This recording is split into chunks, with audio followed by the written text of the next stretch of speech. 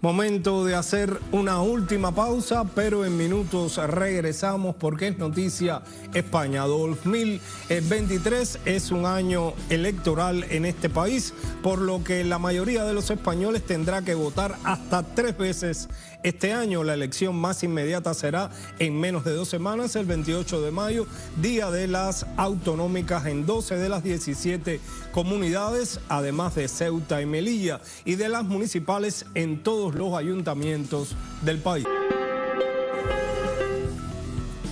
Y es noticia España, las calles están en modo electoral, las campañas en plena marcha, las promesas van y vienen y las calles se llenan de obras por terminar para intentar demostrar gestión con hechos, pero más allá de ganar votos en las elecciones autonómicas y municipales, según expertos, lo que está en juego es una suerte de referéndum para ver la gestión del gobierno de Pedro Sánchez y la oposición de cara a las elecciones generales de finales de año. España celebra elecciones municipales en todo el país y autonómicas en 12 de las 17 comunidades, además de Ceuta y Melilla, el próximo 28 de mayo. Un preámbulo de las elecciones generales a realizarse antes de finalizar el año 2023. Los votantes elegirán a 67.152 concejales de los 8.131 ayuntamientos. 7 candidatos a las autonómicas y municipales de E-Bildu renunciaron a la carrera electoral tras cuestionamientos por haber sido condenados por delitos de sangre de la extinta organización terrorista ETA. Este hecho fue el único argumento utilizado por el líder de la oposición, Alberto Núñez Feijóo, contra el presidente del gobierno, Pedro Sánchez, durante un debate parlamentario hoy en el Senado, a menos de 2 semanas de la cita electoral. En todo caso, señoría, deben hacerla extensiva al resto de los 44 condenados. Si no, se van 7 y se quedan 37. ¿O a usted le parece bien que se vayan los que apretaban el gatillo y se queden los que le daban las pistolas? Pedro Sánchez ripostó que cuando en España ETA no es nada, para el Partido Popular, ETA es todo. Los españoles se merecen la verdad. La primera de las verdades, señorías, y a lo mejor a ustedes esto les cuesta escucharlo, es que la democracia española derrotó a ETA hace 12 años. ETA dejó de actuar, dejó de existir, salvo para el Partido Popular y para Vox. La noche de este martes, 5º día de campaña electoral, los 5 candidatos a la presidencia de la Comunidad de Madrid participaron en un debate organizado por Telemadrid. El reto del Partido Socialista es retener 9 presidencias: Aragón, Asturias, Baleares, Canarias, Castilla-La Mancha, Comunitat Valenciana, Extremadura, La Rioja y Navarra. De acuerdo a sondeos elaborados por Datos RTVE, el Partido Popular se posiciona como la mayor fuerza política de cara a las elecciones generales en diferentes ciudades de España.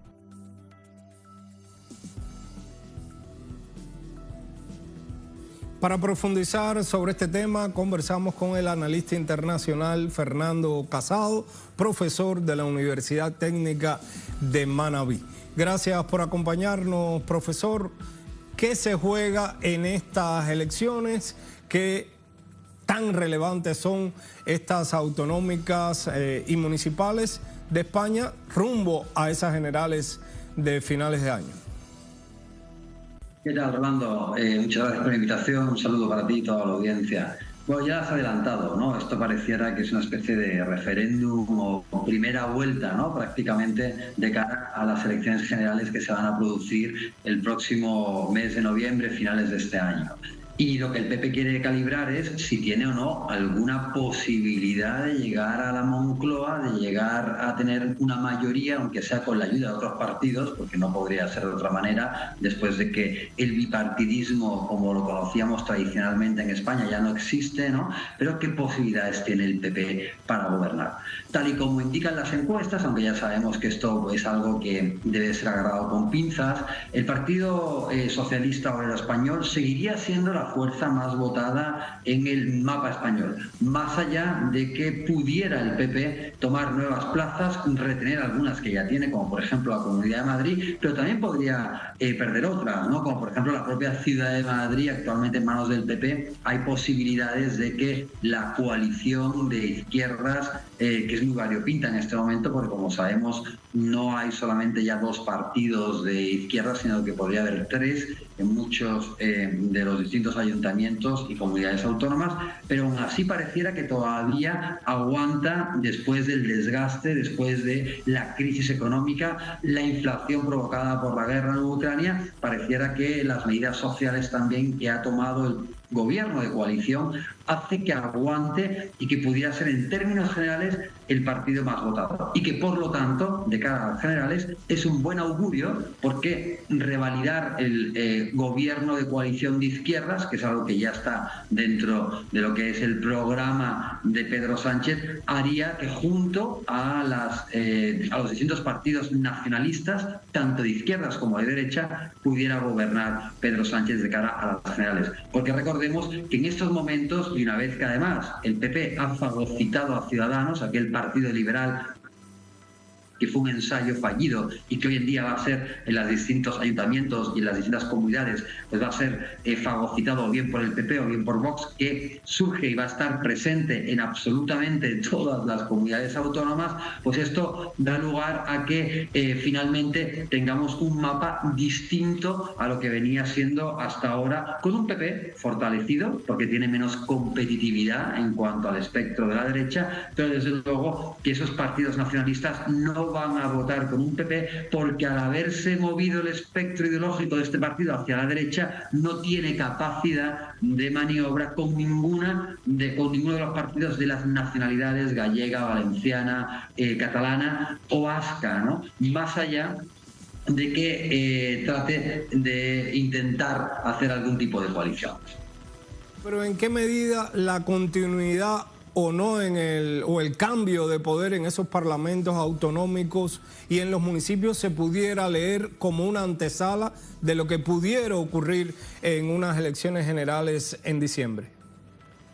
Bueno, justamente lo que se va a calibrar es precisamente si el PP logra crecer lo suficiente como para que la única posibilidad de coalición que tiene, que es con Vox, sobre todo después de que Ciudadanos va a desaparecer prácticamente en el espectro general, esa coalición PP-Vox pudiera darle los 175 diputados que son necesarios para una mayoría absoluta de cara al Parlamento General Español. Es decir, ahora puede haber comunidades, como ustedes han explicado en el reportaje, como por ejemplo Aragón, que pudiera cambiar de manos. Es decir, puede que al final la coalición Vox-PP sume más que la coalición de las izquierdas para esa comunidad autónoma. Pero eso no le da suficiente de cara a las generales, ¿no? Entonces lo que se va a medir es justamente eso. ¿Qué posibilidades tendría el PP de gobernar en las elecciones generales, más allá de que algunas alcaldías y que algunas comunidades puedan cambiar de manos, y que desde luego sí que acucia un cierto desgaste en algunas plazas el PSOE, junto con una división de la izquierda, que pudiera hacer que ciudades a lo mejor como Sevilla o como la comunidad de Aragón que hemos mencionado pudieran ir hacia la derecha. Pero eso, como te digo, Rolando, no es suficiente de cara a unas elecciones generales, porque esa coalición Vox-PP hasta el momento parece que está aún lejos de conseguir los escaños suficientes como para poder gobernar en un escenario de elecciones generales.